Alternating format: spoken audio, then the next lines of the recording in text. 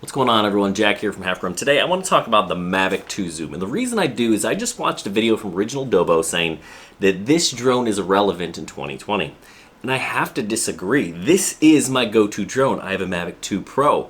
I go with this. I have a Mavic Air 2. I go with this. I have a Phantom 4 Advanced. I still prefer this one. I think this is still a relevant drone. He gave you 3 reasons why it isn't. I'm going to give you 3 reasons why it is.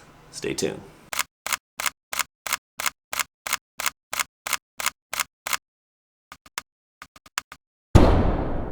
Okay, so first, let me just start by addressing his 3 reasons. And you know what? I think they're all valid. One, it's expensive. It's like $1,350. Originally it priced out a little bit lower. Prices fluctuate from time to time. There's the whole thing that they say you get what you pay for, and you're paying a lot for this. You're also getting a lot with this drone. It is a good drone, and I'll tell you why in a second. But let me address the other 2 concerns. Second issue that he addresses is the battery. Now, the Mavic 2 batteries have been known to swell. Now, I have a Pro, I have a Zoom, we have 5 total batteries. I don't have a single one that is swelling on me, but that doesn't mean it doesn't happen. LiPo batteries are a fickle thing, and you have to be careful storing them, charging them. You never want to be too careful. So there's a lot of different ways to care for your batteries to help ensure that they don't swell on you, but at the end of the day, all batteries have a limited life cycle. So taking care of your batteries, and there are plenty of ways that you can do that. Avoiding extremes is the best way. Don't fly your battery all the way down to 0 or close to it. Don't fly in extreme heat. Sometimes those things are easier said than done, but those are some helpful hints. And never, never leave a LiPo battery charging unattended. The third issue that Ken has with this is the camera, and he says there are better cameras, and yes, there are, but not many. I would say that it's at least as good, if not better, than the Mavic Air 2, and in most cases, people will tell you that the Mavic 2 Pro camera is better, and I'll agree, specifically in lower light situations, but this camera is special. I think this one does better 4K 30 than the Mavic 2 Pro does.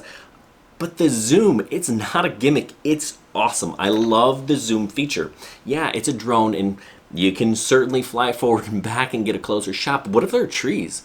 What if you're new to flying and you're just not comfortable enough getting in there for that shot? That zoom feature allows you to get closer without having to move your drone. So if you are learning real estate photography, I think this is a really good drone. Now, Ken is a real estate photographer. He does this, and he doesn't like that. But he's also a really experienced drone pilot. So if you're not super experienced, you want a good camera, and you want some assurances, I think that zoom will help you there. So the camera on this, I think, is still really good and worth your money.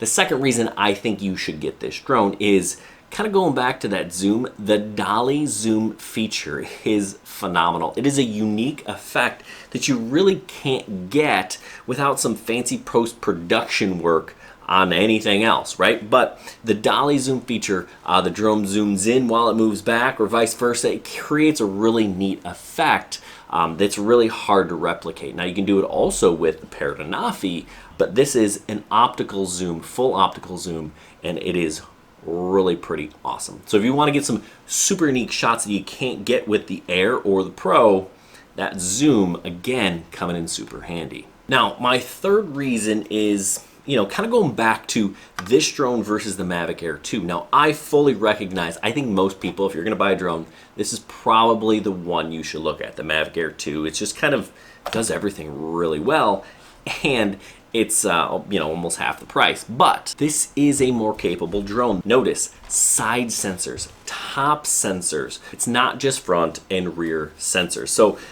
for that photographer that wants to get really good quality shots, you're kind of nervous, you're new to drones, you get a lot more assurances with this larger drone. It's going to handle the wind better than the Mavic Air 2. It's got more power. It is a more capable drone than the Mavic Air 2. Once upon a time, I would say, hey, if you want to get into photography, this is the drone you should buy. Now, with the Mavic Air 2 and the Mavic Mini and a host of other drones, there are definitely a lot of good options out there for people, but it kind of depends on what you're trying to do with the drone. If you want really good pictures, you want the ability to zoom, you want some assurances, you want a bigger drone, this is the one I'd recommend. I even recommend this one over the Mavic 2 Pro for most people. Again, not pros, professionals probably need that larger sensor, but this is a really good drone still, and I think it's still relevant in 2020. Now, I agree the price is high, and hopefully that will come down, but DJI needs to keep their pricing different so that people kind of recognize, what is their premium product versus what is their entry product. And thanks for watching. Maybe I'm right, maybe Ken's right. Ultimately it is you that gets to decide. But before I let you go, let me tell you a couple things I got coming up. Recently, I've been flying some of these non-DJI drones. I'm gonna put out a video, best non-DJI drone out there, and I got a lot of these things under $1,000. So what is the best drone under $1,000? So if you haven't already subscribed to the channel, you're gonna want to do that so you don't miss those videos. Hey, good luck and happy flying.